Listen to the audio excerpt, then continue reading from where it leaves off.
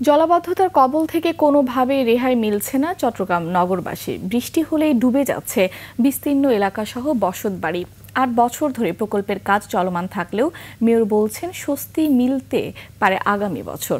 এদিকে রাতভর বৃষ্টিতে অক্সিজেন মোড় এলাকায় কালভার্ট ভেঙে সড়কের একপাশে যানবাহন চলাচল বন্ধ হয়ে যাওয়ায় বাড়ছে ভোগান্তি। চট্টগ্রাম থেকে হাসান ফেরদৌসের তথ্য ও ছবিতে ডেস্ক রিপোর্ট। ক্যামেরায় ছিলেন বিপ্লব মজুমদার। সানবিট সব দিবে সামাল। সানবিট ম্যাজিক প্রেস ডিশওয়াশিং এর মাথা ঘোরানো সলিউশন। মৌসুমী বায়ুর প্রভাবে চট্টগ্রামে রাতভর থেমে থেমে বৃষ্টি হয়েছে। ডুবে যায় নগরীর অধিকাংশ এলাকা। নর্দমার দুর্গন্ধ আর দুর্ভোগে অতিষ্ঠ নগরবাসী। বাসাবাড়ি পানিতে ডুবে থাকায় বিড়ম্বনা যেন আরও বাড়ছে। সেই সাথে বাড়ছে পানিবাহিত বিভিন্ন রোগ।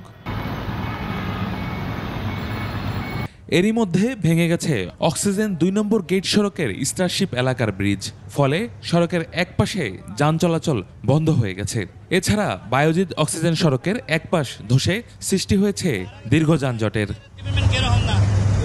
জলাবদ্ধতা কমাতে প্রায় ১৪,৩৮৭ কোটি টাকার ৪টি প্রকল্পের কাজ করছে চট্টগ্রাম উন্নয়ন কর্তৃপক্ষ সিডিএ, পানি উন্নয়ন বোর্ড ও সিটি কর্পোরেশন। কিন্তু সুফল পাচ্ছে না নগরবাসী। মেয়র বলছেন জলাবদ্ধতা থেকে রক্ষা পেতে অপেক্ষা করতে হবে আরও অন্তত ১ বছর। এছাড়া বিভিন্ন প্রকল্প এবং খাল খননের কাজও শেষ হবে সেই সময়ের মধ্যে।